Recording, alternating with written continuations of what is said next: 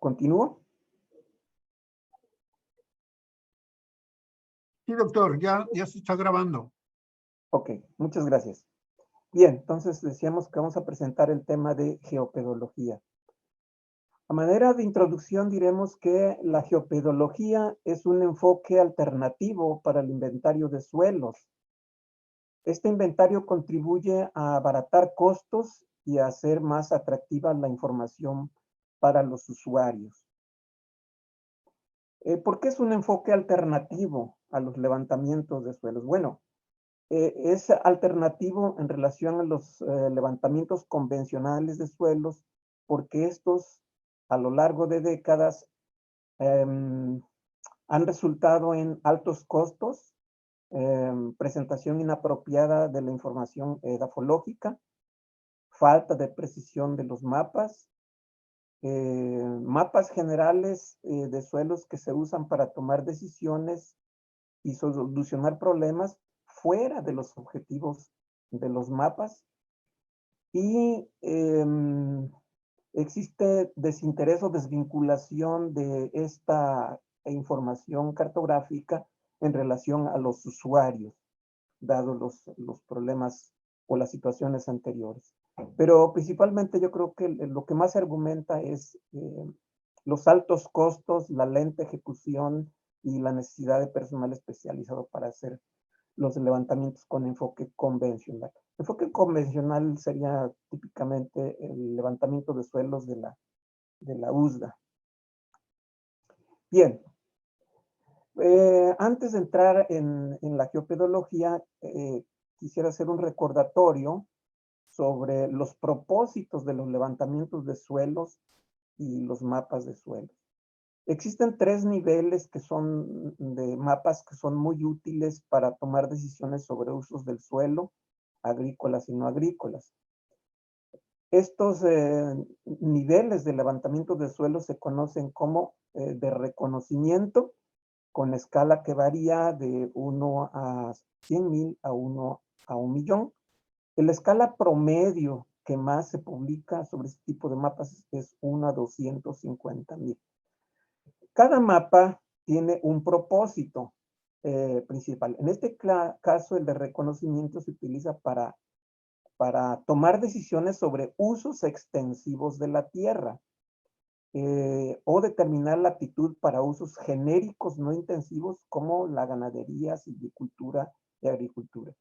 Es decir, determinar grandes territorios que tienen aptitud o capacidad de uso para la agricultura, para la silvicultura, para la ganadería o para la conservación de los recursos naturales. Son mapas de visión regional o nacional. También sirven para identificar zonas de riesgo como erosión, inundaciones y salinización, para hacer inventarios generales, para localizar proyectos y para la planificación regional. El siguiente nivel de mapas de suelos se le conoce como semidetallado y la escala promedio es 1 a 50,000, pero puede variar hasta 1 a 75,000. Este mapa tiene el propósito para tomar decisiones sobre usos moderadamente intensivos de la tierra. Esto implica que no se requiere una información detallada para tomar esas decisiones. ¿Como cuáles? Por ejemplo, planeación de ganadería, forestal y recreación. Y aquí este tipo de mapas son muy útiles para planificar los sistemas agrícolas y cultivos porque con esta cartografía se hacen evaluaciones de aptitud de las tierras para cultivos. ¿Cuáles cultivos? Los que sean. La FAO tiene una base de datos de cientos de cultivos y asimismo uno puede generar investigaciones y hacer evaluaciones para cultivos, digamos, donde no hay bases de datos. Entonces es muy útil este nivel de cartografía. Otras aplicaciones son para desarrollo urbano, planificación semidetallada de proyectos, ordenación y planificación del territorio.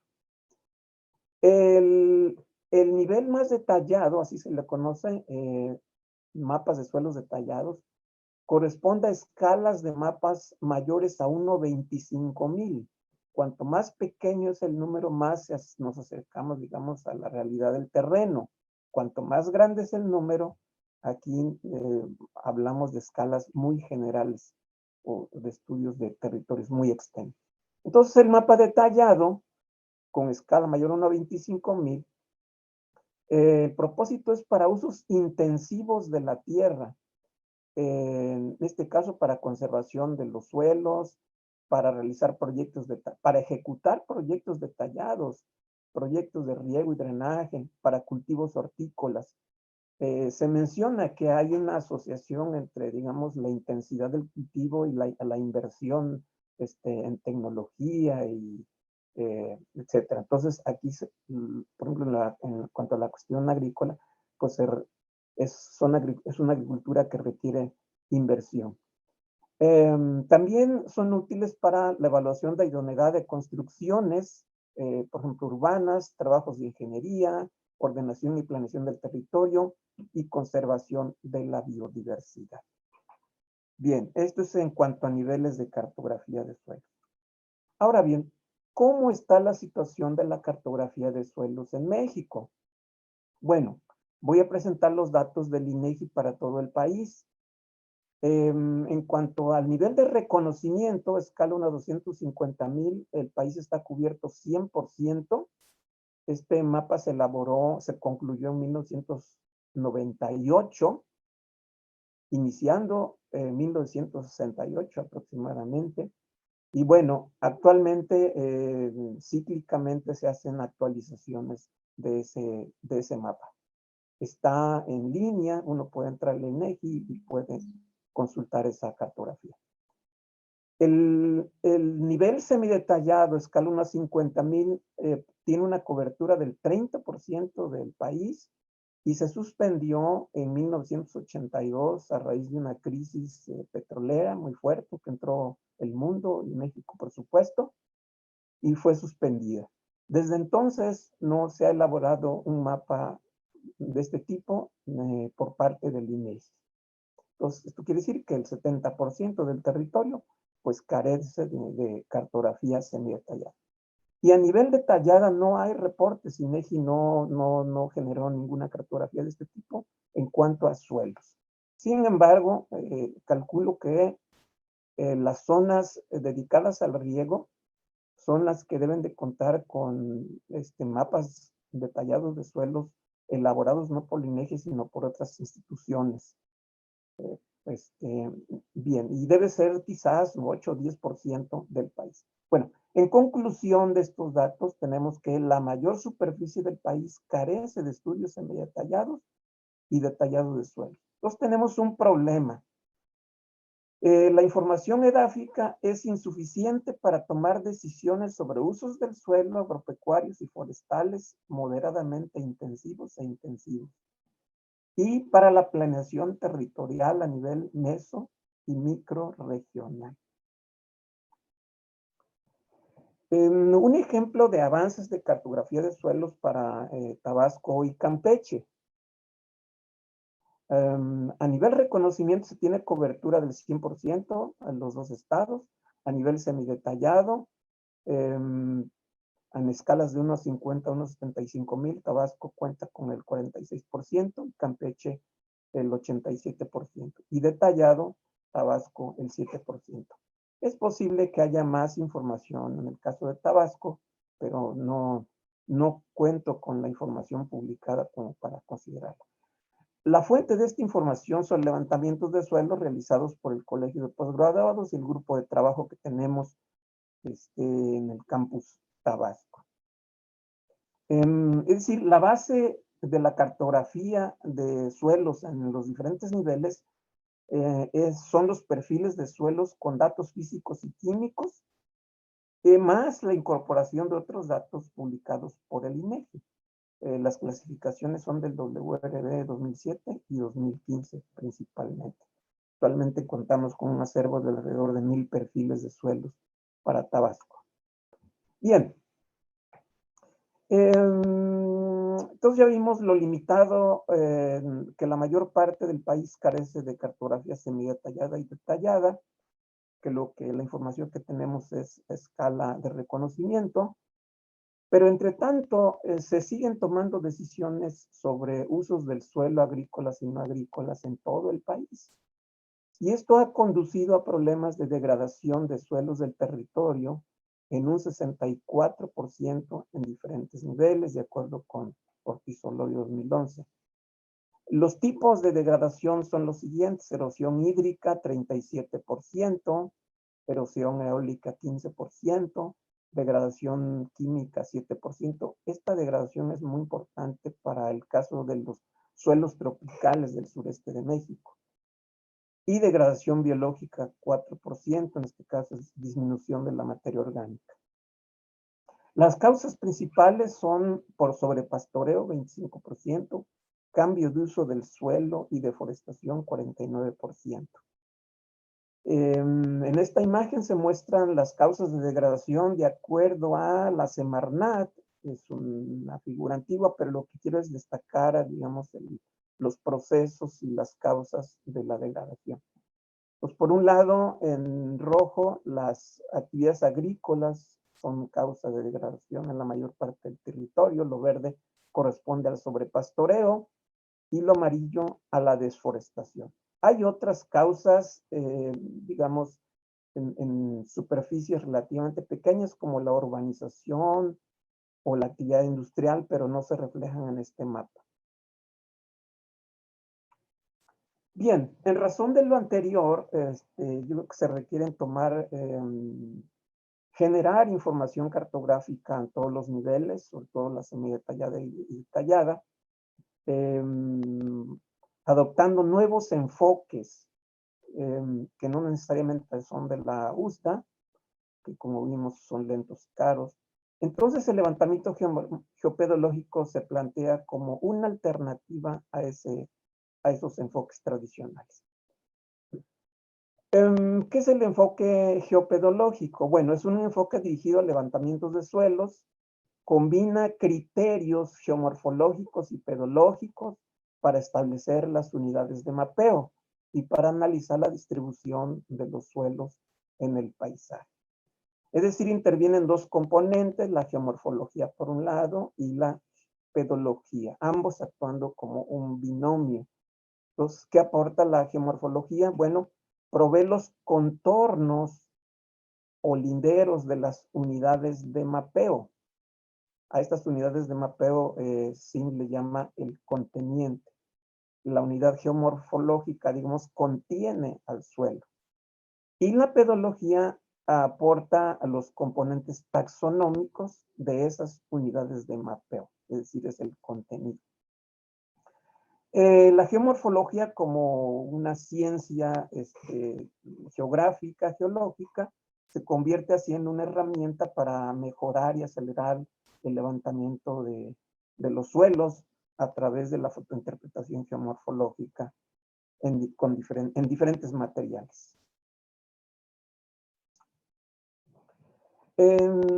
Otras contribuciones de la geomorfología al levantamiento de suelos y la geopedología en su conjunto. Bueno, ayuda, como comentábamos, al trazado de linderos de las unidades cartográficas de suelo en base a relaciones conceptuales de geoforma y suelo. Una vez identificadas las geoformas, estas son la guía para seleccionar las áreas muestra o perfiles de suelos que se van a describir y muestrear en el campo. Y aquí propone SIM que deben de ser en transectos. Bueno, esta información ayuda a la explicación de la variabilidad espacial de los suelos y asimismo ayuda a explicar la génesis de los suelos. Y la distribución espacial de los suelos se apoya en modelos de cronosecuencias y toposecuencias. Estas cronosecuencias y toposecuencias se establecen o se estudian a través de los transectos. Una de las más grandes fortalezas del levantamiento geopedológico es que provee 3 factores formadores de los suelos, de los 5 factores convencionales de los factores formadores del suelo, que son el material parental, la edad y la topografía. Y finalmente, la geomorfología contribuye a la racionalidad en el levantamiento de los suelos, es decir, los linderos que se trazan en las unidades, en las geoformas, son visibles, se observan tanto en el campo como en fotografías aéreas o en modelos digitales de elevación o en otros materiales cartográficos. Y eso evita el sesgo del fotointérprete.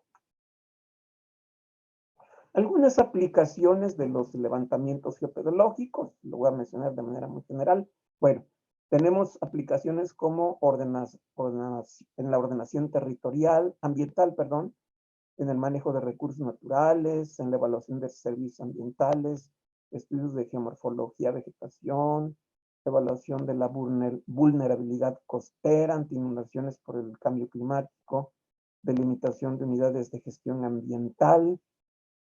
Una segunda aplicación sería la cartografía y la clasificación de suelos, identificando las geoformas, génesis y distribución geográfica de los suelos. Esto se ha realizado en Yucatán, en estados como Yucatán, Campeche y Tabasco y algunas porciones de Chiapas.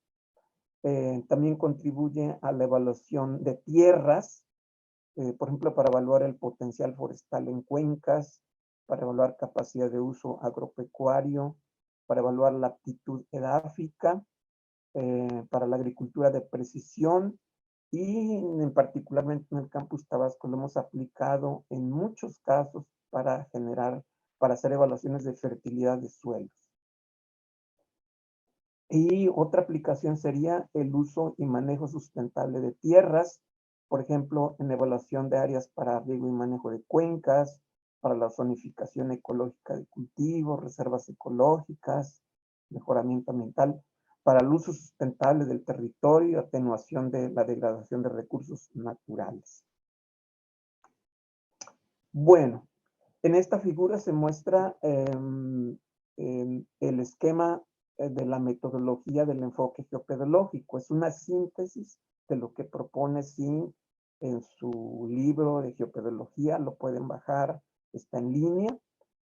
Y bueno, entonces hago este extracto. Entonces consta de 5 niveles.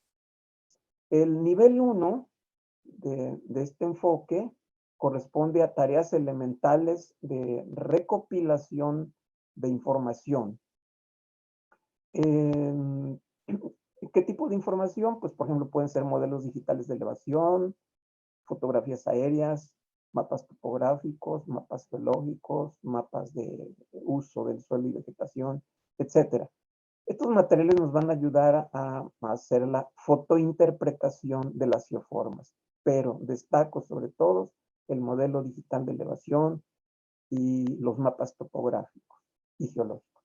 Bueno, enseguida se procede a la identificación de las geoformas, luego se seleccionan las áreas muestra, es decir, los sitios donde se van a describir los perfiles de suelos. Estos deben de hacerse o ubicarse en transectos, desde zonas, por ejemplo, de topografía baja a zonas de topografía alta, siguiendo más o menos una línea que abarque la variabilidad de las geoformas, por ejemplo, desde zonas planas, valles, laderas suaves hasta laderas muy pronunciadas. Bien, enseguida viene la etapa de descripción de perfiles de suelos en el campo y el muestreo, y luego la determinación de en el laboratorio de las variables que se van a considerar para la clasificación de los suelos. Nosotros nos estamos basando ahora en la NOM 021 RECNAR. El siguiente nivel corresponde a tareas intermedias, es decir, síntesis de la información. Aquí se trata de la caracterización de la geomorfología, de la geopedología, es decir, del mapa de suelos, la presentación del mapa de suelos, la caracterización de los suelos, cuando se requiera, incluso de la morfología, la química, física, etcétera. Depende, pues, esto de los objetivos para que se va a aplicar el enfoque geopedológico. También para casos de agronomía, pues se explica el uso actual de las tierras y las prácticas y niveles de manejo. El nivel 3 corresponde a tareas finales, es decir, la interpretación con fines múltiples. Esta etapa es lo que típicamente se le llama evaluación de oportunidades y limitaciones o evaluaciones de tierras. Son los estudios, digamos, más provechosos para tomar decisiones sobre problemas diversos. Bien, ¿qué tipo de tareas, como por ejemplo la distribución espacial de los suelos o geografía de suelos, la génesis y clasificación de los suelos, hacer evaluaciones de aptitud de las tierras y de cultivos, evaluaciones de fertilidad de tierras, de salinidad de tierras, estudios de morfodinámica sobre erosión, sedimentación, y para hacer evaluación de limitaciones para usos urbanos u otros usos. El siguiente nivel, el nivel 4, corresponde a proyectos de planificación y de desarrollo regional. Aquí empezamos a trascender desde, digamos, desde el ámbito tal vez de ejidos o de polígonos relativamente pequeños o medianos, donde, digamos, el trabajo es exclusivamente, o más bien la información que estamos usando es exclusivamente grafológica, geomorfológica, y empezamos a trascender hacia proyectos de planificación de desarrollo regional, donde se empiezan a sumar la intervención de otras disciplinas. Entonces, pero sigue siendo fuerte la intervención de la geoforma y los suelos. Entonces, aquí en el nivel 4 se hacen estudios de zonificación, de usos de las tierras y ecológica de cultivos, planificación y manejo de riego, habilitación y manejo de suelos, malvernados, salinos o arcillosos, conservación de suelos y planificación urbana y periurbana. Y en el quinto nivel, se puede decir que es el nivel más global y tal vez de utilidad porque responde a problemas técnicos de la comunidad regional. Por ejemplo, zonas de urbanización e industrialización, esparcimiento y turismo, conservación, protección y mejoramiento de tierras. Es decir, aquí ya para tomar estas decisiones, probablemente es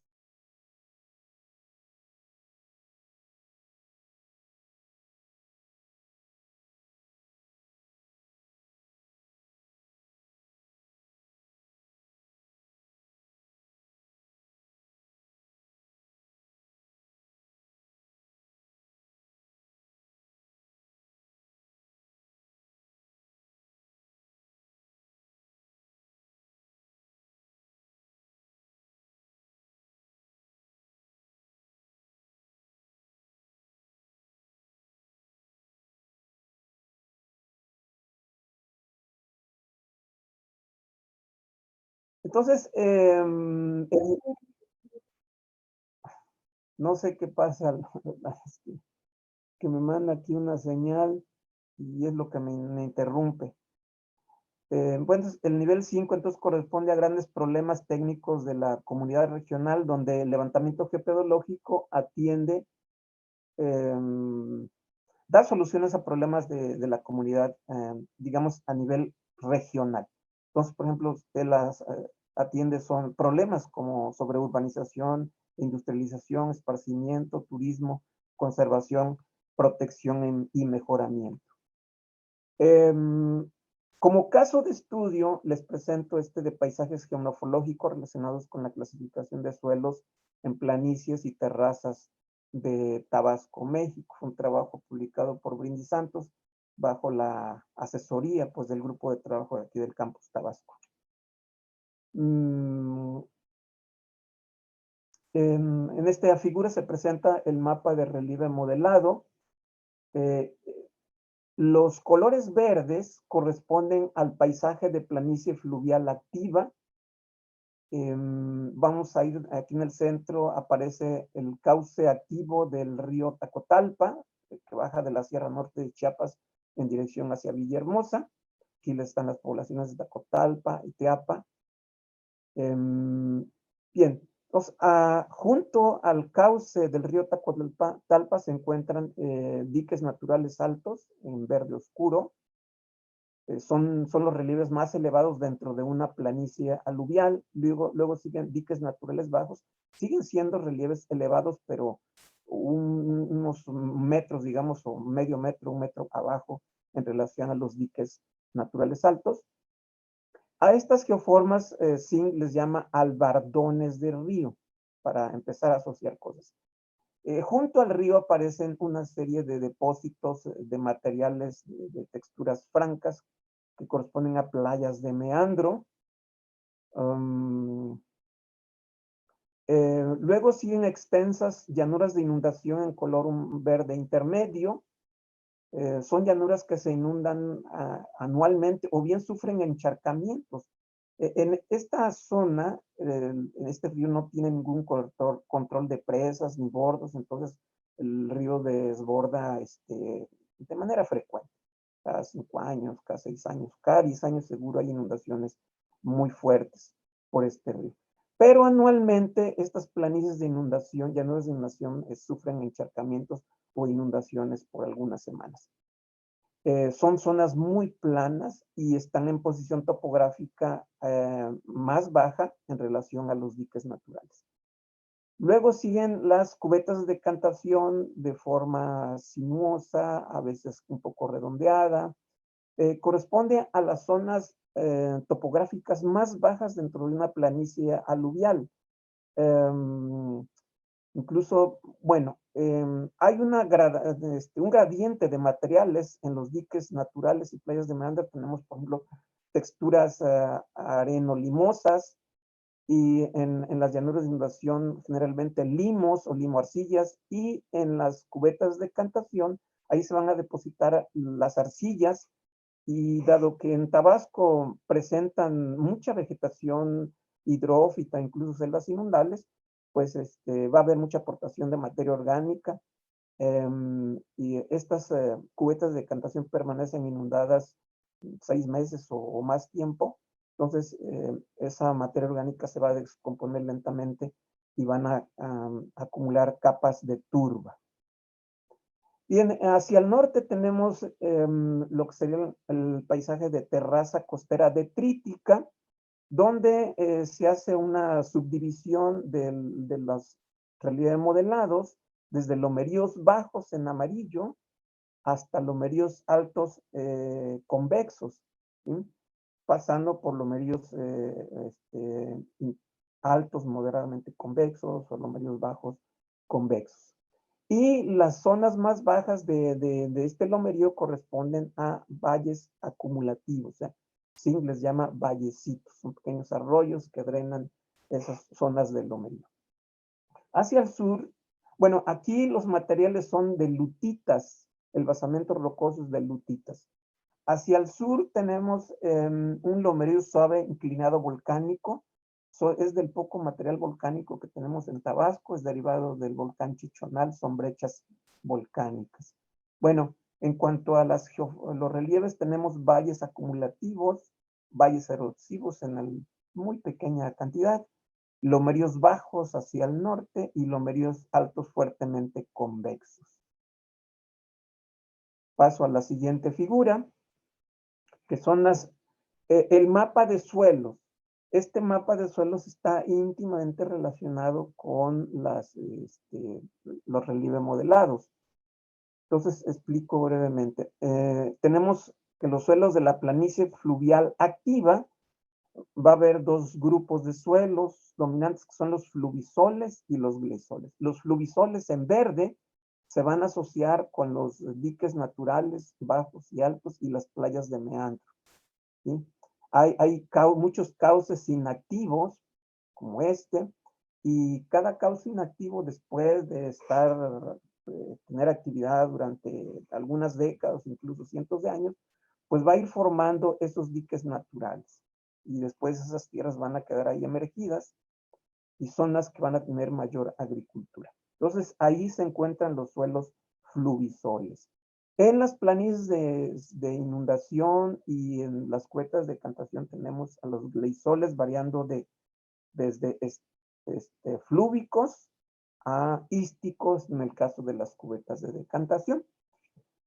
Hacia el norte, la terraza costera detrítico, en los lomeríos, bueno, en los valles acumulativos, ahí típicamente tenemos gleisoles flúvicos y éuticos. Y en los lomeríos hay un gradiente, principalmente donde dominan los luvisoles y lixisoles en rojos más intensos. Es decir, son suelos bien drenados, suelos que tienen un horizonte de té, colores rojos, en general son pobres en nutrientes. Bueno, el luvisol, digamos, dentro de esos suelos relativamente pobres en nutrientes son los que tienen mejores condiciones desde el punto de vista de fertilidad. Hacia el lomerío suave inclinado volcánico al sur, tenemos el predominio de lixisoles, un poco de alisoles y los gleisoles que se van a encontrar en los valles acumulativos. Aquí nos encontramos una sorpresa que en algunos valles tenemos histosoles sepultados por capas de aluviones relativamente recientes. Bien, un producto, otro artículo publicado derivado de la base de datos física-química de los mapas de geopedología corresponde a este artículo de Soil Aptitude para palma de aceite en la región Sierra de Tabasco, también por el mismo autor. Entonces aquí lo que se hizo fue evaluar la aptitud de palma de aceite y por colores se nota el nivel de aptitud. Las zonas aptas van a corresponder al verde, que realmente van a ser algunas playas de meandro, tal vez algunos diques naturales altos. A nivel intermedio o medio estarían los fluvisoles en los diques naturales bajos y medios, y niveles bajos o no sin aptitud serían las llanuras de inundación con gleisoles. Por acá también en el norte tenemos, en los lomeríos del norte tenemos aptitud media para palma de aceite, principalmente en los luvisoles. Los lomeríos del sur no tendrían aptitud.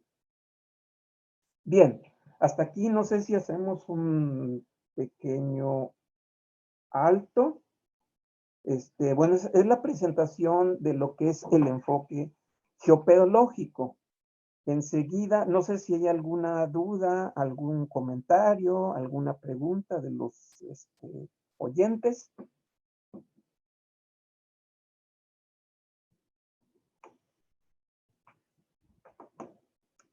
Hola, hola. Alten la manita, muchachos. A ver, Yameli.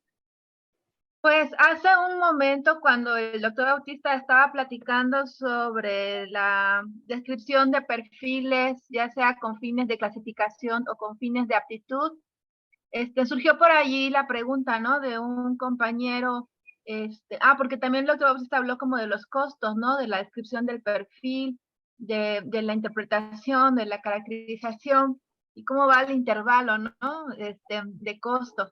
A ver, Ramón, ahí está. No sé si quieras complementar, porque esto va de la mano con la pregunta, ¿no? Sí, claro que sí. Justo esa pregunta es una de las que quisiera contestar durante el diplomado. Por ejemplo, el doctor Bautista nos presentaba que al momento de describir un perfil, pues él, como recibe la pregunta de sus estudiantes, ¿cuánto podrían cobrar, por ejemplo, por hacer una descripción de un perfil? El doctor llegó a una cantidad de 20,000 pesos por una descripción completa, ¿no? Entonces, sabemos que hacer eso de una manera, pues, extensiva, pues resultaría incosteable, tanto en tiempo como en recursos. Entonces, y pues el claro ejemplo es el INEGI, ¿no? Que es un esfuerzo titánico que ni siquiera el gobierno federal pudo destrabar, ¿no? Entonces, me encanta la idea de que con estos principios de geopedología se pueda facilitar y se pueda guiar de mejor manera. Entonces, mi primera pregunta sería, en términos pues, tratar de aterrizarlo a algún porcentaje, algún número, ¿cuál sería la comparación en cuanto a ahorros al momento de hacer un diagnóstico de suelos con criterios geopedológicos en comparación de lo tradicional o lo que se ha hecho históricamente? Entonces esa sería como mi primera pregunta y bueno, después le podría hacer otra tal vez. Híjole, bueno, en mi caso no tengo datos precisos para contestar esa pregunta. Sé que es difícil, y más del punto de vista, porque no busco una respuesta así científica o algo así, pero una idea pensando en tiempos, pensando sabemos que esto facilita, pero ¿cómo podríamos? Es que le comento todo esto porque justo yo estoy en proceso de buscar financiamiento para hacer ese tipo de actividades desde el punto de vista para pequeños productores agrícolas. Entonces, constantemente recibo ese tipo de preguntas. Bueno, sabemos que facilita, pero ¿cuánto? ¿Cuánto podemos ahorrarnos en tiempo? ¿Cuánto podríamos ahorrarnos en recurso monetario, en recursos humanos? ¿Y podríamos dar una idea aproximada o podríamos tener algún algo que podamos contestar esa pregunta? Sí, insisto en que la pregunta es muy buena, pero en mi caso me agarras en curva. Sí lo hemos estimado, pero considerando el costo, digamos, de un levantamiento de suelos en diferentes zonas, y el costo lo deducimos por hectárea, más que por perfil, ¿sí? Y en general no son costos, digamos, elevados.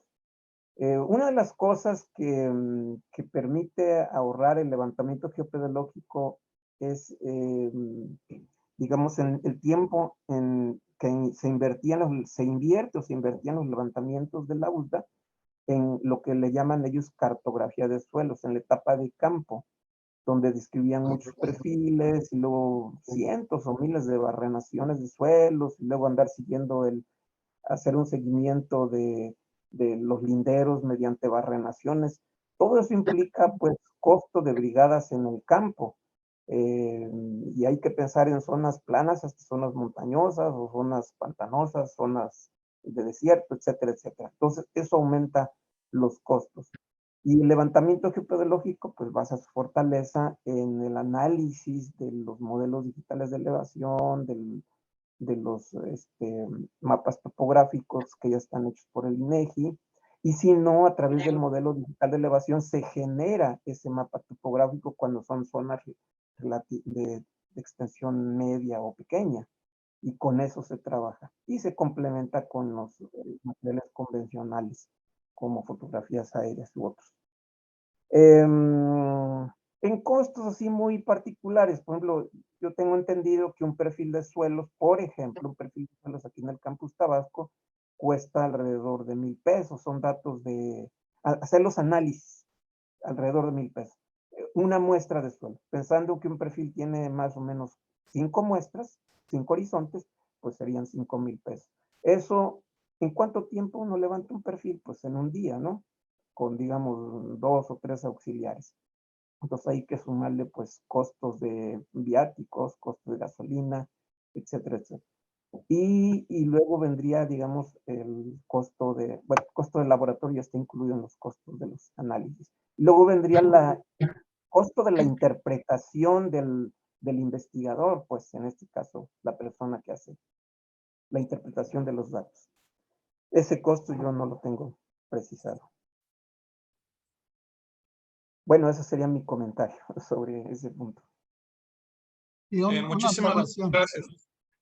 Sí, bueno, yo te puedo presentar tal vez por la tarde un presupuesto que hicimos para una región aguacatera y tal vez con eso salvamos esta situación. Continúe. Muchas gracias, muchas gracias. Elga, a ver, Elga tiene una pregunta. Ok. Muchas gracias. Pues le quería comentar que me parecieron que los mapas están muy claros. Me encantaron sus mapas. Le quería preguntar, pues, qué software usa. Y otra pregunta es, dado que usted tiene tanta experiencia, pues, en campo, ¿qué tan precisa considera usted que es la información del INEGI? Gracias. Híjole, mi respuesta no le gusta al INEGI, en particular a los técnicos o trabajadores o personal del INEGI. Hemos tenido personas en este curso y la verdad es que pues, no les gusta. Pero las evaluaciones que se han hecho del enfoque geopedológico o otros enfoques como el de tierras campesinas, comparándolo con los mapas del INEGI a nivel de reconocimiento, el criterio, y considerando el criterio de precisión y exactitud, los mapas de INEGI resultan con una precisión o una calidad muy baja. ¿Sí? Estamos hablando de, pues muy baja calidad, menor al 10% tal vez. Y en cambio, estos enfoques, haciéndolos a nivel detallado, pues resultan mucho más precisos o de mayor calidad, más precisos y exactos en comparación con el INEGI. Por eso mismo, aunque se tiene el mapa de reconocimiento de suelos, hay que tomar en cuenta que también el mapa de reconocimiento de suelos escala 1 a 250,000 del INEGI tendría como un alcance esa información, un límite esa información.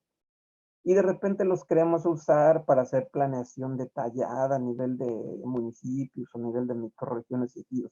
Y eso no debería de hacerse, porque los polígonos que se delimitaron, digamos, para hacer esos mapas, fueron con criterios fisiográficos, regionales, o utilizando tal vez la de la vegetación, el paisaje.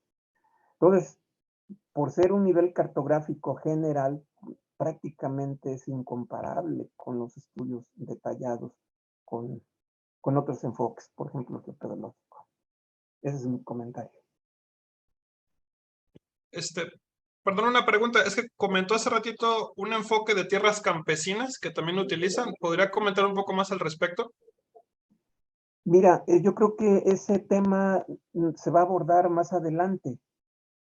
No sé si estoy en lo Perfecto. cierto, No, doctor Bautista. perfecto, me llamó la atención solamente. Lo podemos ver después. Gracias. Y si no, lo comentamos allá en, en la sede, pues, o en la salida de campo. No hay ningún problema. Perdón, yo tengo una pregunta, nada más que Sí. no tengo la manita. Es que me llamó la atención el caso de la palma, precisamente. Entonces estaba checando ahorita precisamente el mapa que ustedes levantaron, el mapa de nivel de aptitud. Ajá. Y por ejemplo, veo que sí, que es una zona pequeña, porque medio me acuerdo de Tabasco y dije, ay, ay, ay, como que no corresponde, pero ya vi, está esa zona, digamos, muestrada, está como al sur, Sí. digamos, de Tabasco, ¿no? O sea, para ir Ajá. ubicando. Sí. Y estaba checando que la producción de palma aceitera, Tabasco es un referente, o sea, como estaba viendo que desde el 2003 cambiaron ese uso de ganadería por palma aceitera.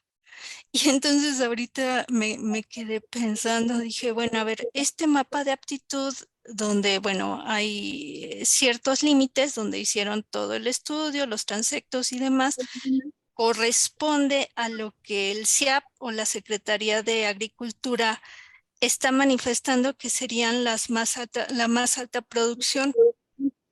Y veo que, digamos, bueno, no corresponde, ¿no? Como que este mapa de aptitud de ustedes es como más enfocado al detalle, a lo específico de esta región, porque estoy viendo en el mapa de agricultura que la mayor parte se está cultivando en Balancán y Ajá. Tenosique. Sí. Ajá, entonces digo, bueno, ¿cómo es tratar de utilizar la información a nivel muy detallado y muy local de lo que tengo? Pensando en que, bueno, habito esta tierra o esta región, y qué es lo que puedo hacer con pues con este cultivo, ¿no? Que que pues tiene grandes ventajas. Bueno, más que pregunta era así como un comentario, ¿no? Que estaba yo viendo y me llamó la atención. Sí, Sí, sí. bueno, gracias. Sí, al contrario. Me da la pauta para hacer algunos comentarios. La palma africana, palma de aceite, no ha sustituido a los pastizales. Los pastizales, la superficie de pastizal en Tabasco se calcula entre, bueno, hay datos variables, pero se calcula entre 1.200.000 y 2 millones de hectáreas, más o menos. Pero ese es el uso más importante. Debe de andar por el 40% de todo Tabasco, o tal vez 50%. Algunos le van hasta el 60% de Tabasco. Y en cuanto a la superficie de palma africana, tenemos de repente seminarios con investigaciones de esto, pues no anda más que, no sé, 50 o 60.000 hectáreas. Entonces, no representa ni siquiera el 5% de lo que es la superficie ganadera. Eso sí, es un cultivo en expansión. Lo mismo en Campeche y en Chiapas, ¿sí? Es un negocio ahí, pues seguramente redituable y está en expansión.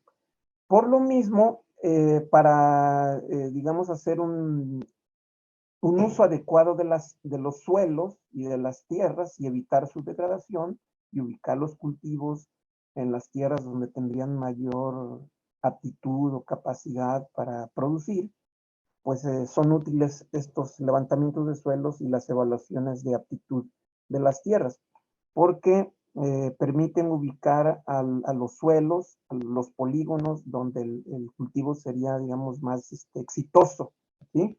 Y se evitarían procesos de degradación.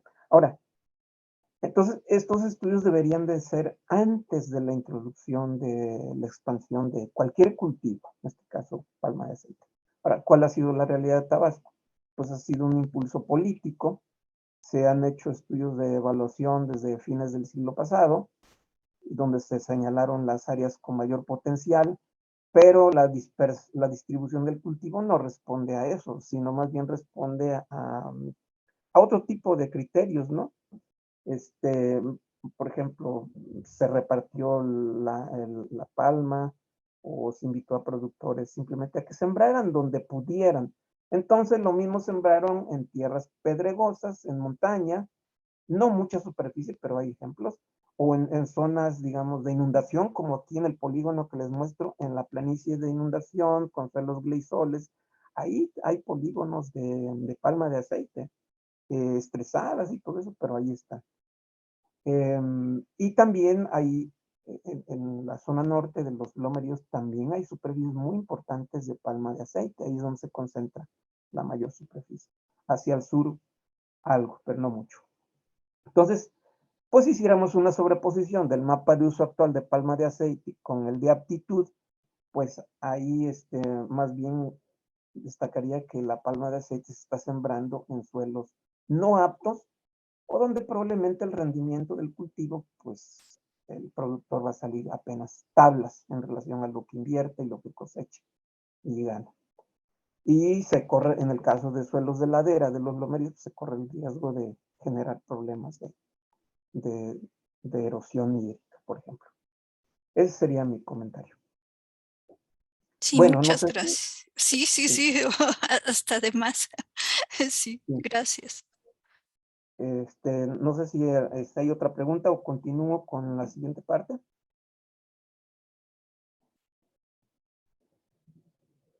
Adelante, doctor. Muchas gracias. Bien, no sé si ven mi pantalla. Sí, Sí se ve la imagen, ok, muy bien, gracias. Bien, voy ahora a presentar una segunda parte, porque en la primera parte les expliqué sobre el enfoque geopedológico, las diferentes etapas y un ejemplo de un estudio. Ahora, bueno, la segunda parte corresponde al sistema taxonómico de las geoformas. ¿Cómo identificar las geoformas?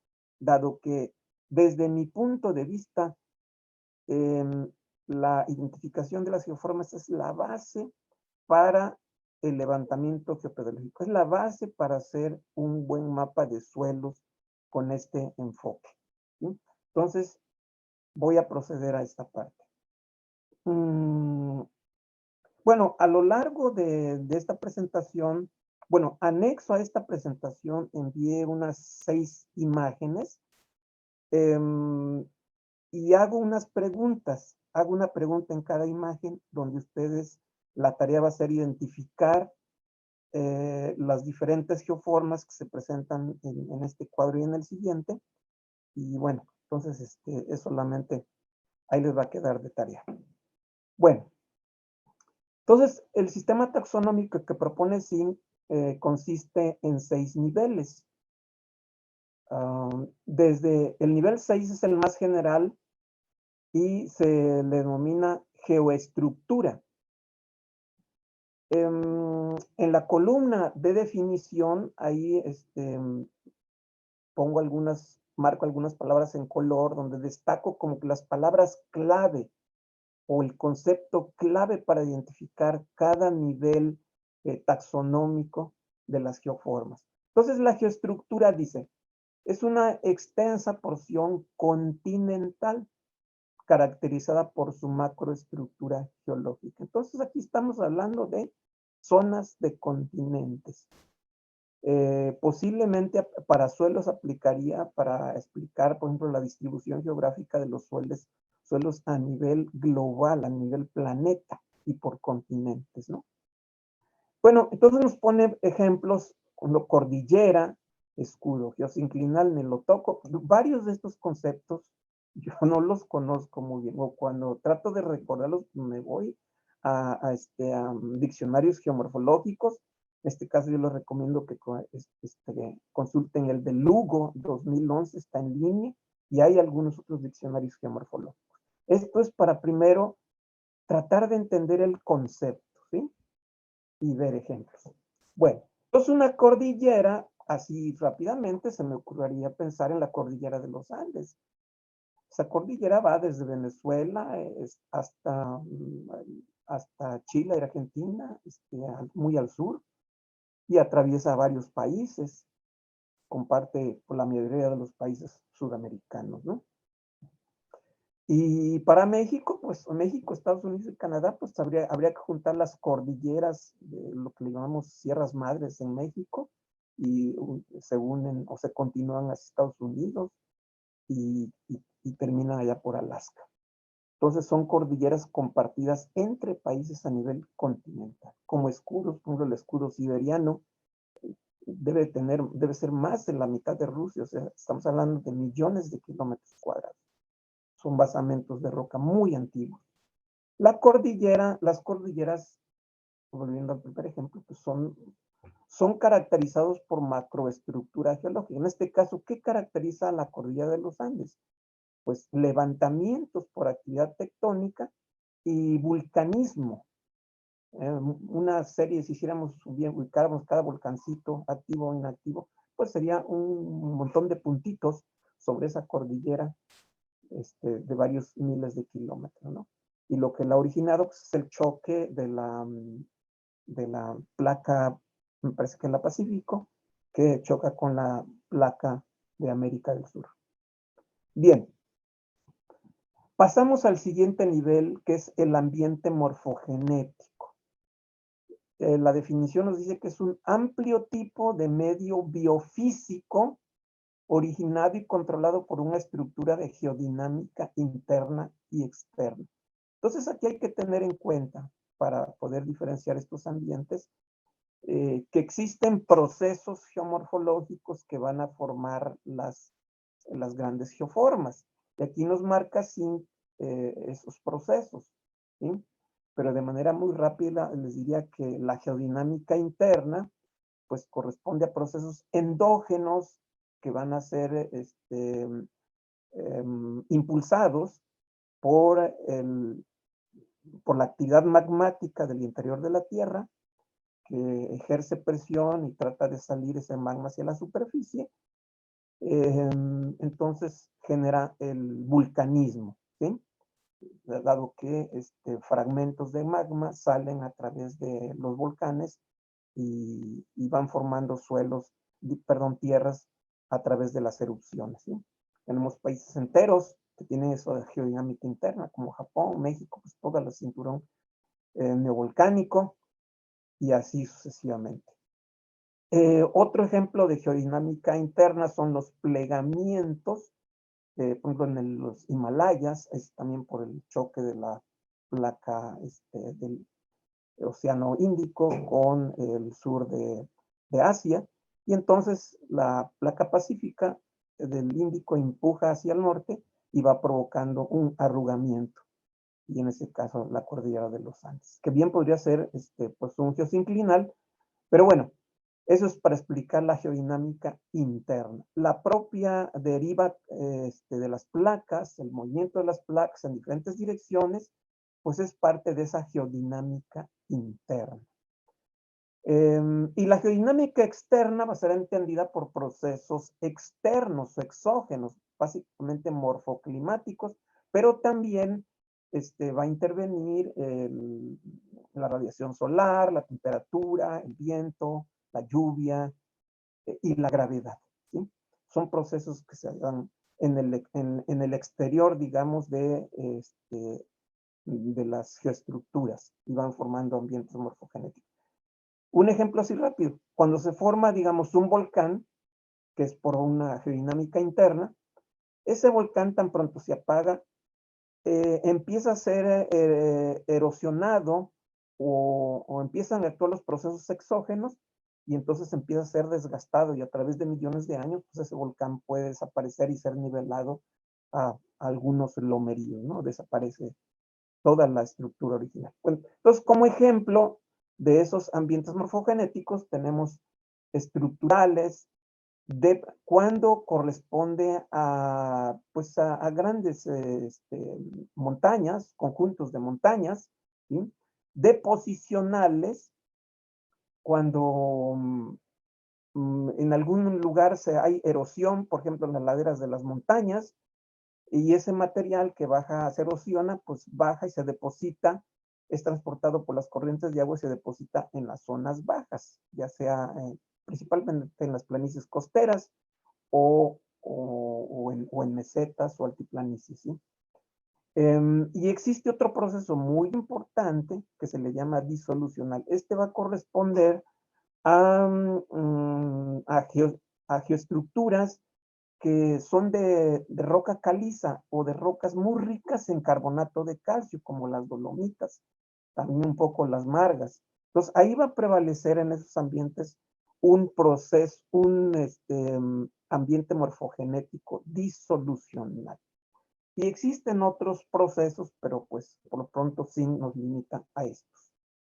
Bien, el siguiente nivel corresponde a el 4, que es el paisaje geomorfológico. El paisaje geomorfológico se define como gran porción del terreno caracterizada por sus rasgos fisiográficos. Hasta ahí me parece un poco complicado entenderlo o no muy claro, ¿sí? Pero aquí agrega sí algunos criterios donde nos van a facilitar la distinción de los paisajes. Dice, puede ser una repetición de tipos de relieves similares, ¿sí? Entonces hay una tablita más adelante donde presenta esos tipos de relieve y es cuestión de identificarlos, y si esos relieves se repiten en grandes extensiones, pues no cabe duda que estaríamos ante un paisaje geomorfológico. O dice también puede ser una asociación de tipos de relieves similares, ¿sí? Como ejemplos de paisajes geomorfológicos nos da una planicie, lomerío, montaña. Cada uno de estos es relativamente fácil de identificar conceptualmente. Más adelante los vamos a revisar. En esta figura muestro un mapa de provincias geológicas de la Tierra, que a mi modo de ver son similares a las geoestructuras. Este es publicado por, bueno, Provincias Geológicas del Mundo. Ya, bueno, arriba dice que es publicado por una asociación geológica, por eso me da cierta confianza.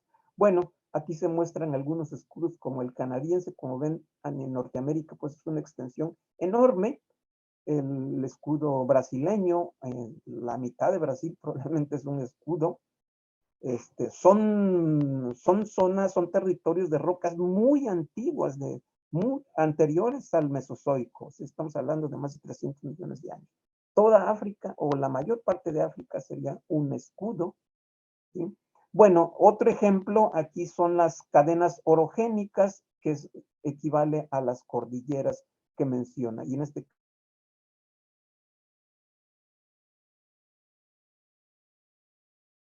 y pasa por todo Sudamérica, va por Centroamérica, por México y termina en Alaska.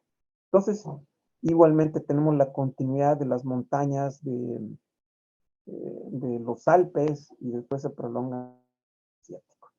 Bueno, son ejemplos pues de posibles geoestructuras. Para México, miren, el amarillo prácticamente lo divide en dos geoestructuras. Uno sería como de montañas y el otro sería de, dice, cortezas adelgazadas. Básicamente corresponden a planicies, extensas planicies, ¿sí? O extensas llanuras que se prolongan desde México hasta Estados Unidos por toda la costa. Bien.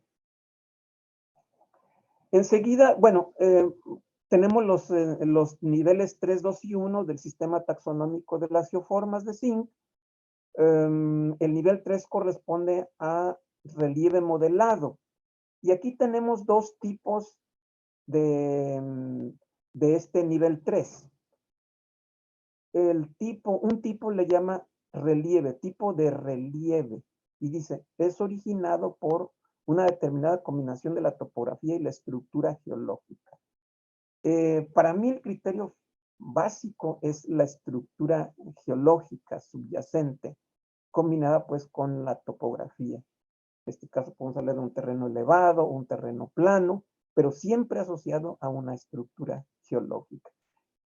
¿Qué quiere decir esto? Que estos relieves han sido formados por procesos endógenos, ya sea de vulcanismo o tectonismo, ¿sí?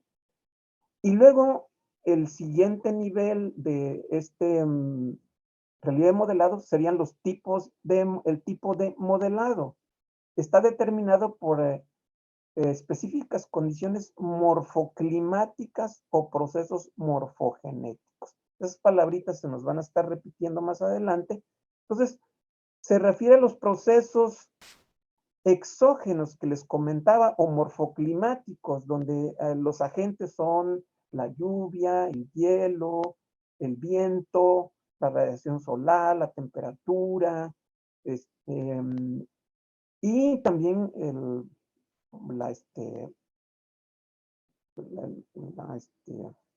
bueno, se me pasó. Entonces son procesos morfogenéticos, también son llamados procesos morfogenéticos. Da algunos ejemplos de tipo de relieve formado por estructuras geológicas y la topografía. Entonces tenemos, por ejemplo, depresiones, mesas, escarpes, anticlinales y inclinales. En general se van a reconocer, excepto las depresiones, como relieves positivos o relieves levantados, pero puede haber algunas depresiones. Y en el caso del modelado, o sea, relieves esculpidos sobre estructuras, en el caso de los modelados tenemos a las lomas, valles erosivos, llanuras de inundación, terrazas y deltas. Aquí van a prevalecer zonas relativamente planas, excepto las lomas, ¿sí? Más adelante pongo algunos ejemplos de cada uno de estos relieves modelados. Bien, el siguiente nivel corresponde a la litología facie, y también tenemos dos variantes. Dice, naturaleza petrográfica de las rocas duras. El primer nivel corresponde a rocas duras, y que serían, por ejemplo, las calizas, gneiss, granitos, mármol, basalto, etcétera, etcétera. Rocas duras. Y el segundo nivel corresponde a formaciones no consolidadas, es decir, a acumulaciones de sedimentos, pero que no están consolidados, o de materiales que no están consolidados. Ejemplo, formaciones lacustres, aluviales, litorales, etcétera, etcétera. Bien, y el nivel, bueno, ¿dónde pueden encontrar esta información? Pues en los mapas geológicos a escala 1 a 250,000 del Servicio Geológico Mexicano. O dependiendo del caso de estudio de cada quien, es posible que en su área de estudio haya estudios geológicos, ya sea a través de publicaciones o de tesis, y esa información les va a servir, ¿sí?, para completar este nivel 2. Y en el nivel 1 corresponde a las formas del terreno. Este es el nivel más detallado de esta taxonomía de geoformas. Dice, se define como el tipo básico de geoforma caracterizado por una combinación única de geometría, historia y dinámica. Aquí la geometría la podemos ver, por ejemplo, como una ladera suave, una ladera inclinada, ejemplos de llanuras muy pequeñitas, etcétera, etcétera. Ejemplos de estas formas del terreno, tenemos a las llanuras de marea, por ejemplo, en las planicies de inundación lagunar, en las zonas costeras, donde entra la marea, y bueno, hay una vegetación también muy característica, como los manglares o vegetación halófita.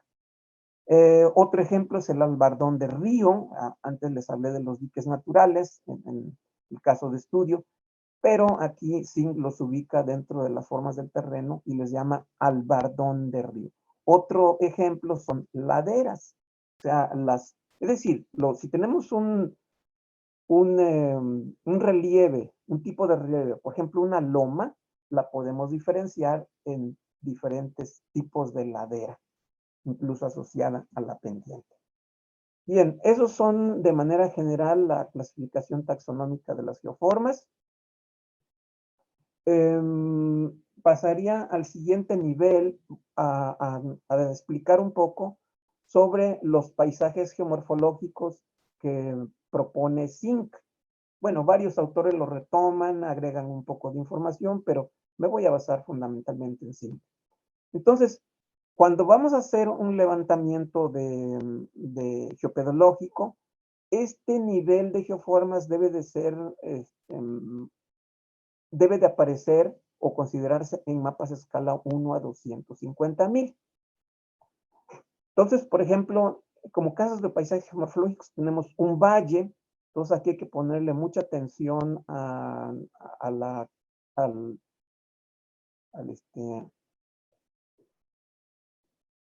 definición. En este caso dice, porción del terreno largada y plana, intercalada entre dos zonas circundantes de relieve más alto.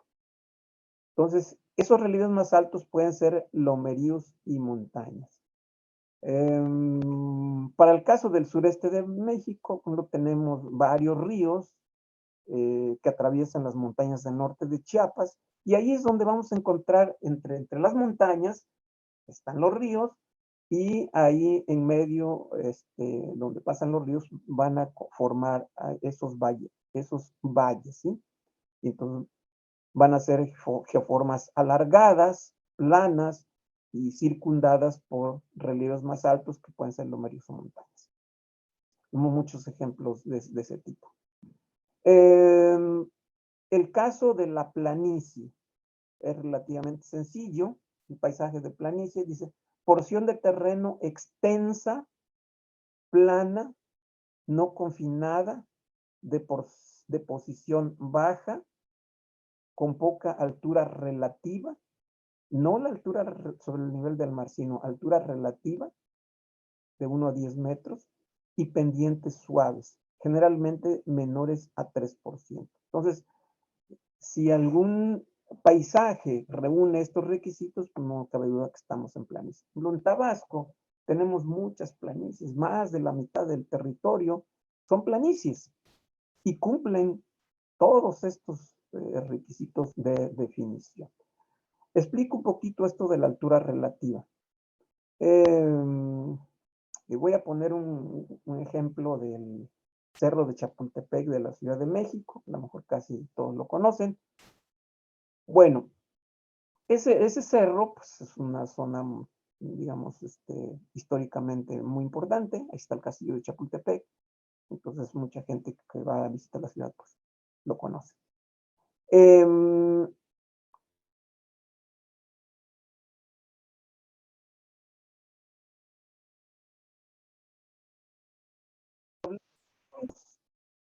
50 metros sobre el nivel del mar. Y la cumbre donde está el castillo de Chapultepec probablemente tiene unos 20 metros arriba, es decir, a 2.270 metros sobre el nivel del mar. Esos datos son alturas sobre el nivel del mar. Entonces, ¿qué nos está pidiendo aquí para reconocer la altura de cualquier relieve? En este caso la planicie, la altura relativa. Se deduce de restar a la altura mayor la altura menor. En este caso del Cerro de Chapultepec, 2.270 metros menos 2.250 metros. No Entonces, la altura vemos su relativa. imagen, doctor. Perdón. Otra vez me desconecto. Sí. Permítanme un momentito.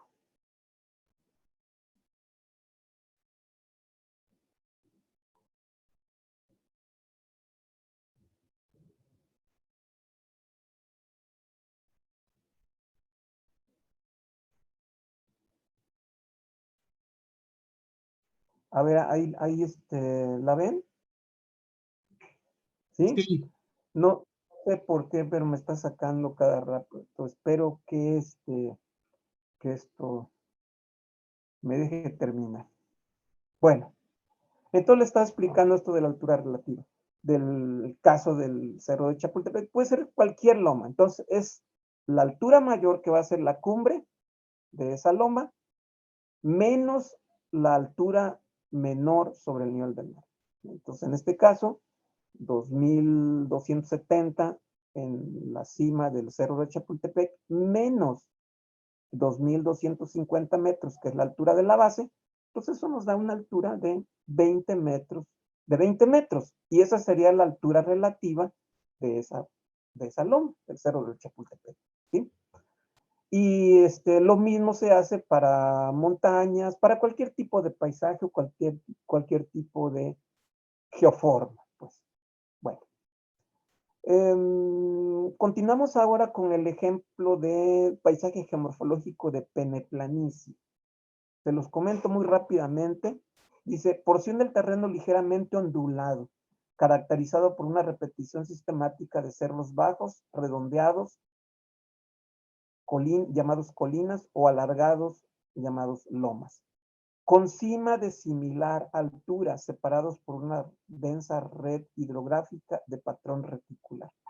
Esto parecería sencillo cuando vemos zonas del lomerío, pero no lo es tanto cuando nos pide, dice, cimas de similar altura o patrón de drenaje reticular, o sea, en forma de una red u ortogonal. Entonces van a ser pocos casos, no conozco ninguno caso de peneplanicie. Y lo más probable es que varios usuarios de este enfoque se estén topando, digamos, con este caso. Y lo que hemos hecho es que a estas peneplanicies las hemos ubicado dentro del paisaje del lomerío que vamos a ver más adelante.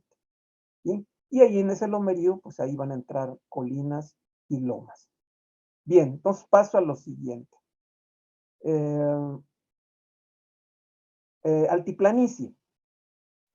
La altiplanicie va a ser una porción de terreno relativamente elevada, extensa, plana, comúnmente limitada por lo menos por un lado, por una caída brusca o escarpe o terrenos bajos.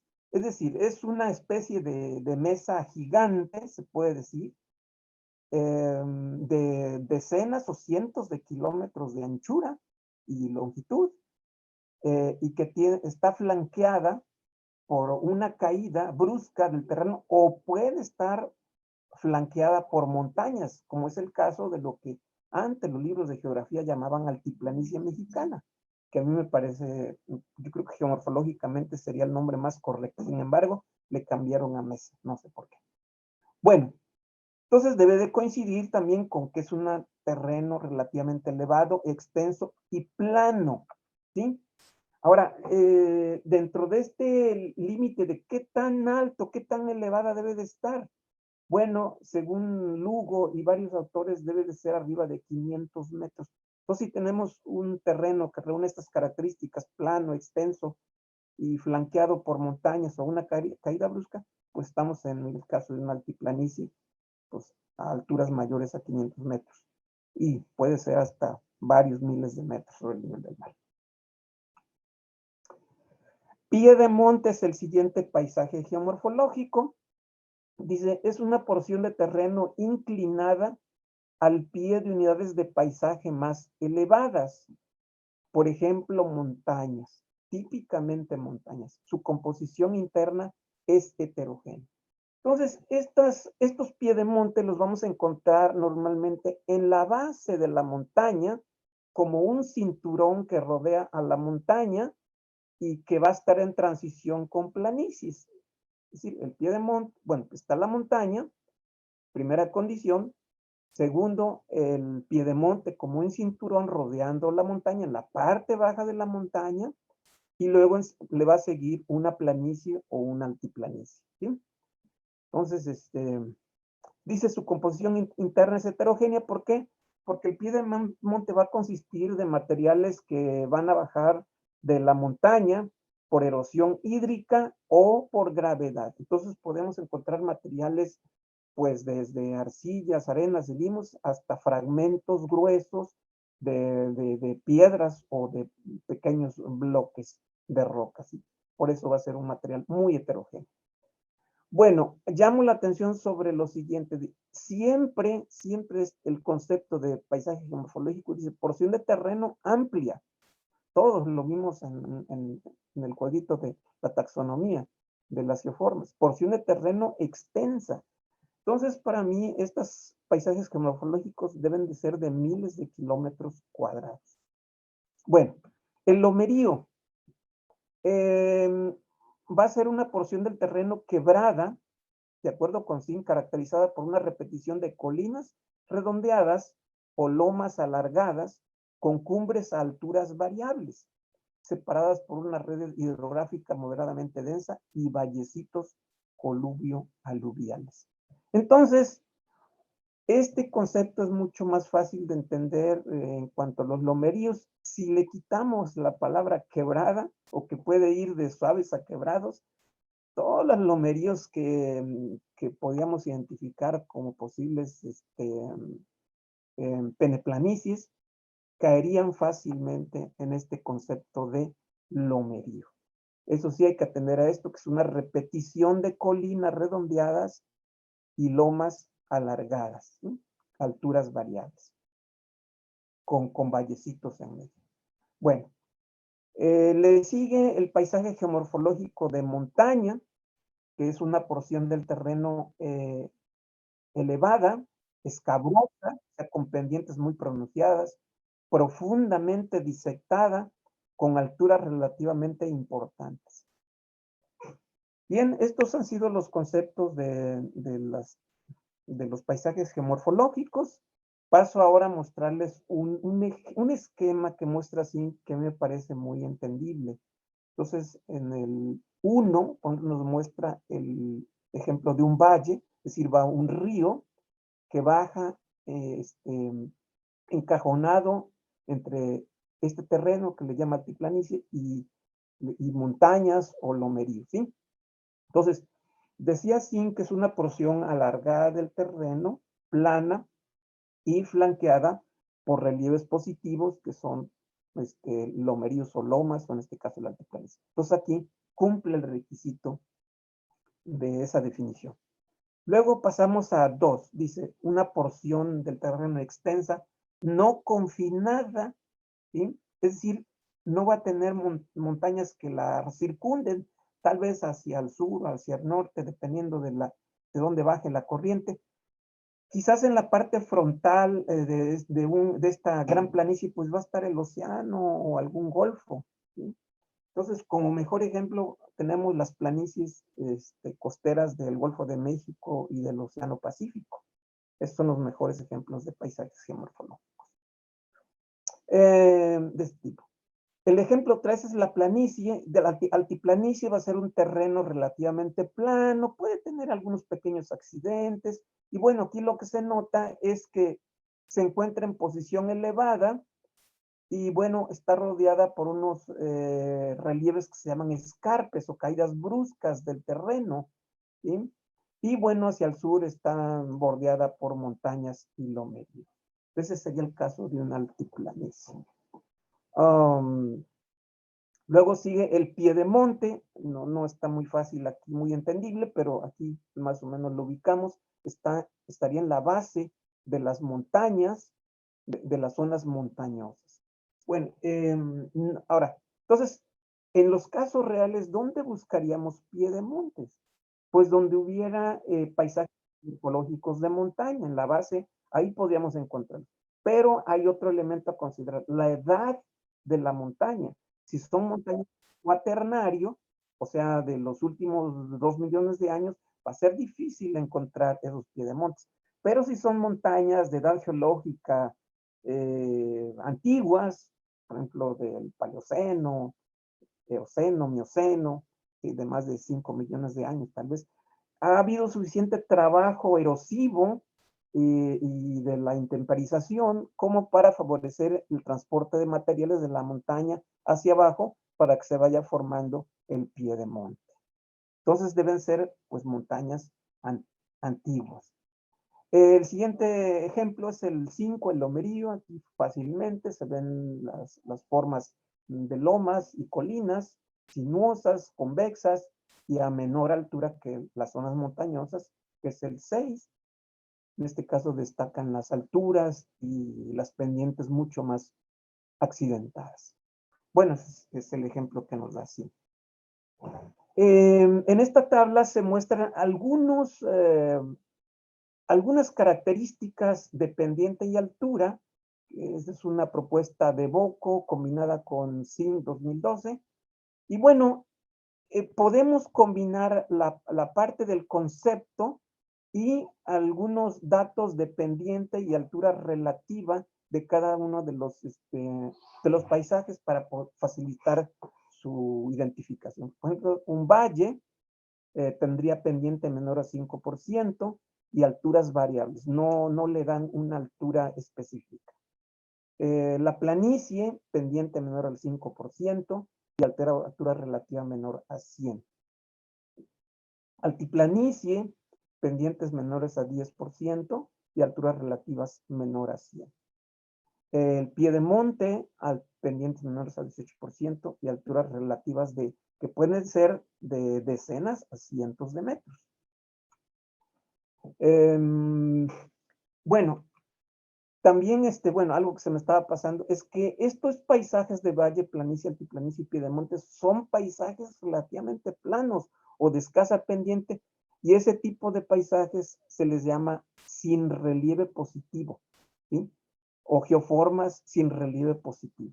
Y en cambio los siguientes son paisajes con relieve positivo, o sea que las alturas son importantes. Entonces tenemos el caso de, bueno, aquí, fíjense, elimina Boco el ejemplo de la peneplanicie y los pone en colinas y lomeríos. Aquí entonces aquí está un poco la dificultad en identificar las colinas, pero las ubica entre 5 y 14% de pendiente y alturas menores a 250 metros.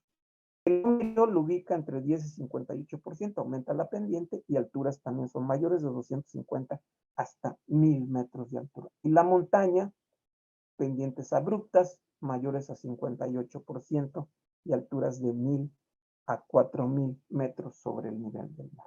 Bueno, estos son algunos conceptos y datos morfométricos que nos apoyan en la identificación de estos paisajes.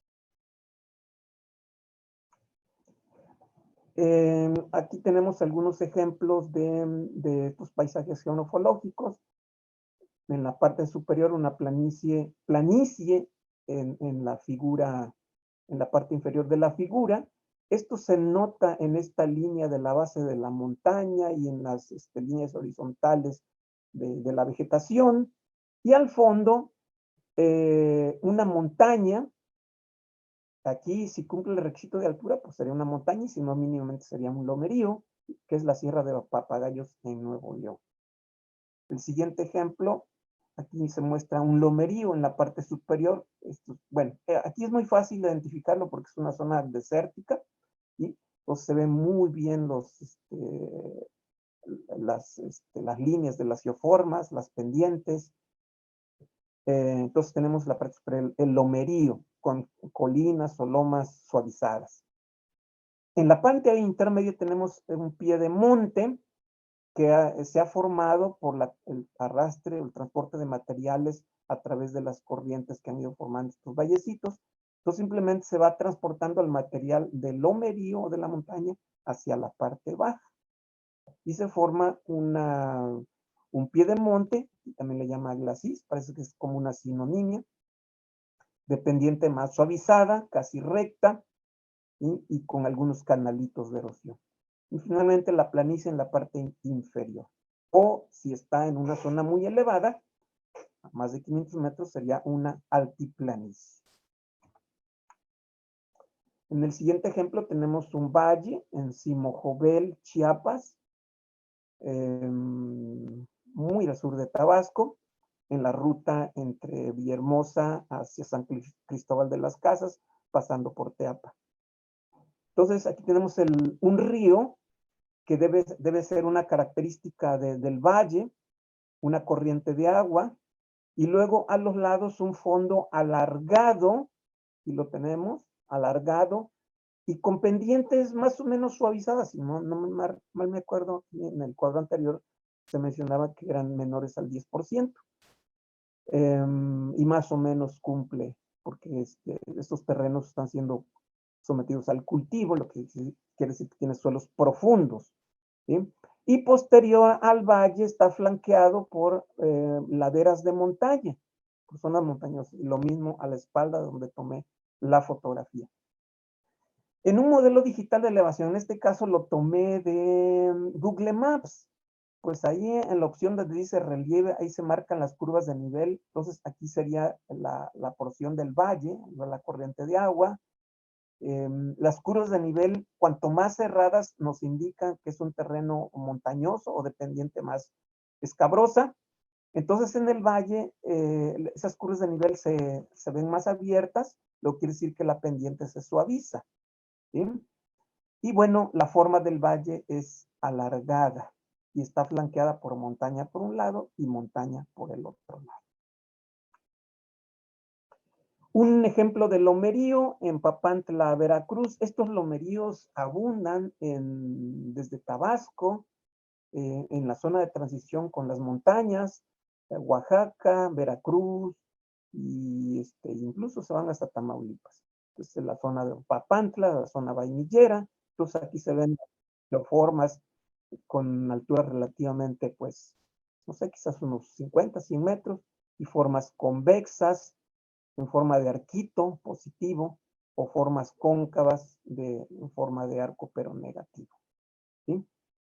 Y luego el otro ejemplo es una montaña, es una fotografía que tomé cerca de una caseta, me parece que es Cumbres de Maltrata, algo así, entre Puebla llegando a la caseta. Entonces se observan aquí dos sistemas montañosos que en relieve modelados, se los voy a adelantar, se convierten en, me parece, cono volcánico. Entonces son dos conos volcánicos y en conjunto forman una montaña. Entonces con pendientes bastante fuertes. Bueno, pasamos ahora a ver el caso de relieve modelados. Dependiendo de su caso de estudio, se van a seleccionar ya sea algún paisaje y ahora algún tipo de relieve modelado, o relieve o modelado. Aquí nos da los ejemplos. En la primera columna son los relieves de tipo estructural, como cuáles, pues una depresión, una mesa, escarpas, o sea, caídas muy bruscas del terreno, graven, es decir, una porción de terreno levantada. Un horst, más bien, la parte levantada, y el graven, la parte baja. Un anticlinal es una zona plegada, con plegamientos, donde las rocas sedimentarias han sido plegadas y se forman. La parte levantada se le llama anticlinal, la parte hundida se le llama sinclinal.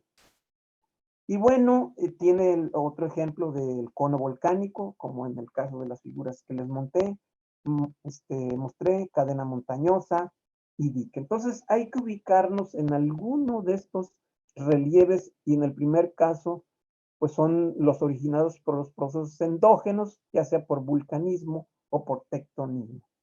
Y luego viene una serie de modelados formados por los procesos exógenos.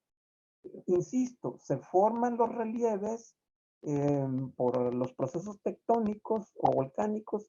Una vez que cesan, empiezan a actuar los procesos exógenos y entonces se forman modelados de tipo erosional, deposicional, disolucional y residual. En el caso de los erosionales tenemos, por ejemplo, depresiones, vallecitos. Hemos encontrado nombres equivalentes, dado que este nombrecito no nos convence mucho. Cañón o gargantas. El glacis, que va a ser como un piedemonte de tamaño más pequeño que el paisaje de piedemonte. La mesa o meseta, que va a ser como casi similar a una altiplanicie, pero de extensión geográfica muy pequeña, quizás de unos cientos de metros o algunos kilómetros de largo y ancho, pero va a ser plana. Una colina, lomas, son más fáciles de identificar. Cadena de montaña, en este caso erosionada.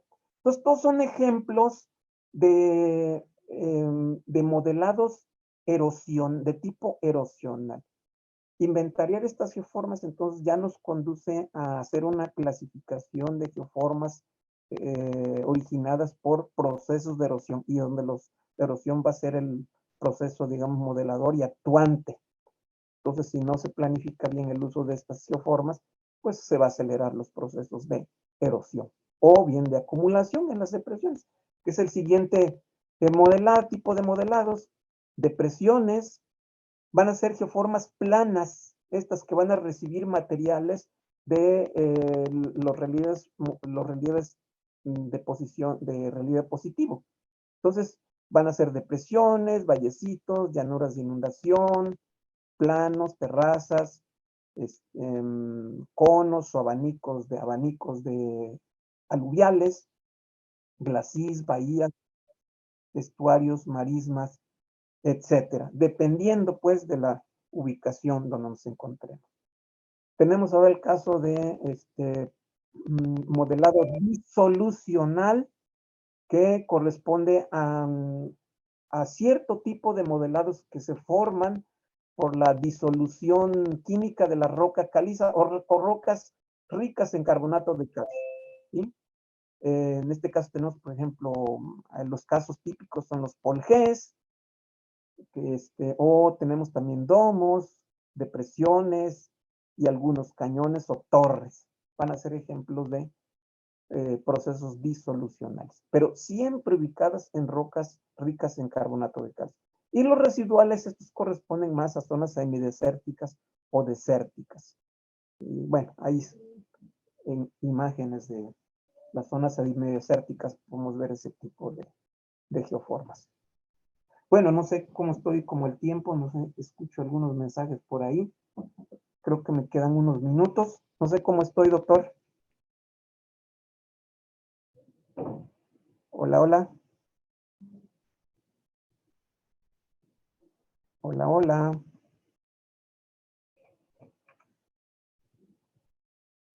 Bueno, Me contestan, aquí tenemos un ejemplo de relieves estructurales. En esta figura vemos un plegamiento, que es un tipo de relieve, y aquí está el ejemplo de por qué es un relieve estructural, porque es un relieve plegado. Estos estratos eran horizontales cuando se formaron en el fondo marino, probablemente es una caliza, y por los esfuerzos tectónicos de compresión o de choque de bloques tectónicos, pues se van plegando las geoformas. Y ese es el origen de la Sierra Madre Oriental, de la Sierra Norte de Chiapas y de varios sistemas montañosos de México. Y aquí en esta fotografía vemos un plegamiento, pero cubierto por la selva alta perennifolia. Entonces aquí en este caso no es fácil identificar si es un plegamiento, entonces hay que recurrir a los mapas de geología. Entonces en este caso es esta figura inferior. Entonces aquí vemos como dice que es un anticlinal, y un anticlinal es un plegamiento. Estamos en la fotografía es más o menos de este punto. Y en la base vemos pues una depresión o una planicie.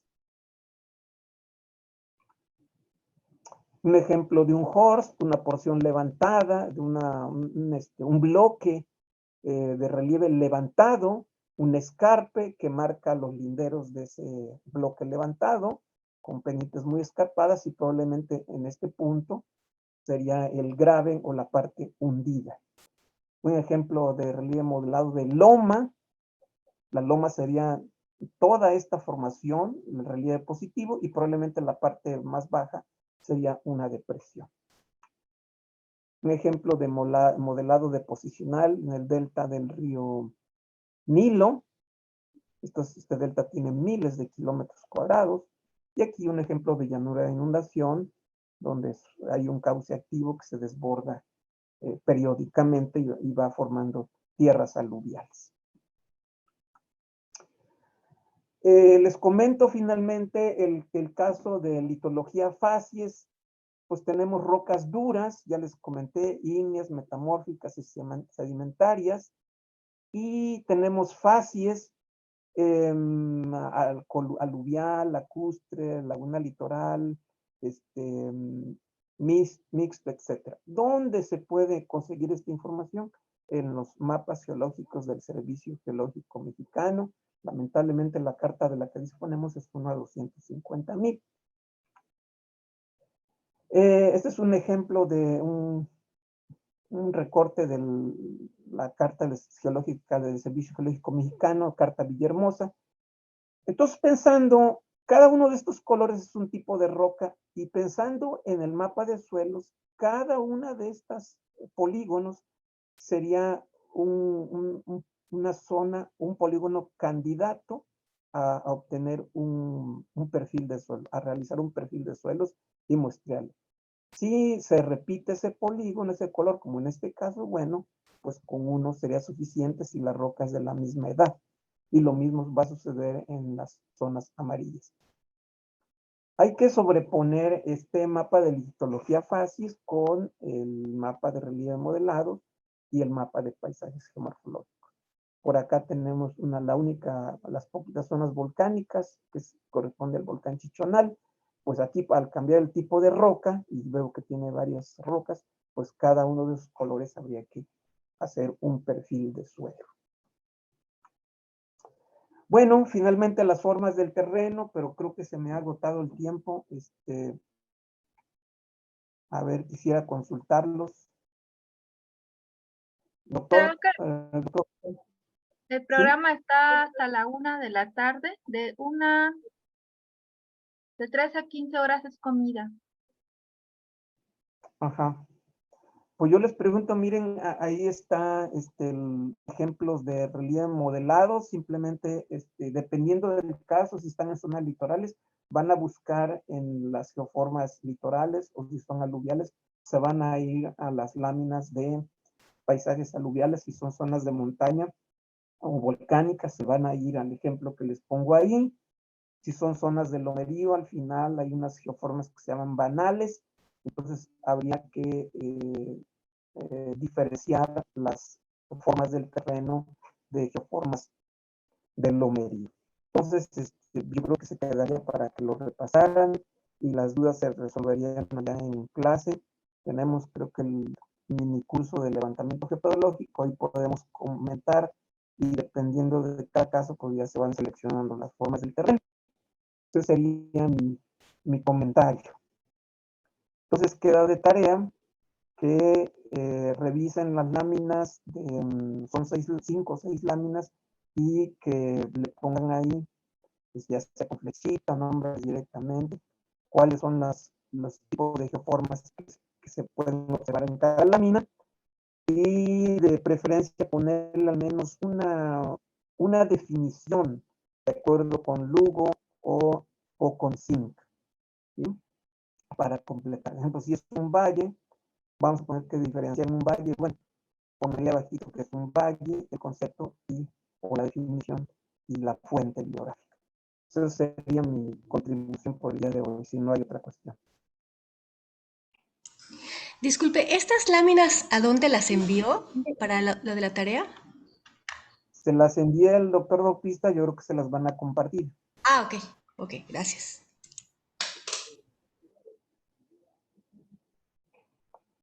La idea es que cada quien resuelva, digamos, su caso, que no se copien, y cada quien resuelva de manera autónoma y me haga una propuesta de las formas que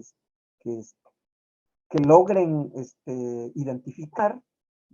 Consulten las láminas, vamos a poner que están en relieve modelado, consulten la tablita de relieve modelado y luego vean el concepto, la definición, y entonces de esa manera, de manera deductiva, ustedes van a poner ahí el tipo de modelado que se quiere identificar en la lámina correspondiente.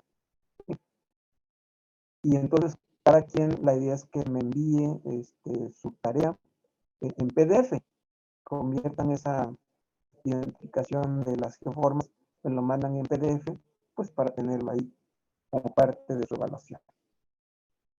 Eso sería, no sé si hoy por la noche, no sé cómo está la situación de las actividades y las tareas. Bueno, sería todo de mi parte, doctor Bautista, doctora Yameli. No sé si hay alguna otra cosa más o nos da tiempo de alguna pregunta o algo así. Seguramente hay muchas. Gracias, doctor. Pues ya son la 1 de la tarde, es hora de la comida. Sin embargo, veo que en el programa, a partir de las 15 horas, 3 de la tarde, de 3 a 5, hay otra sesión que dice geopedología, estudio de caso. Sí, parece están los videos, un video de Antonio López. Ok. Y el EMAP Está el de video. Tabasco.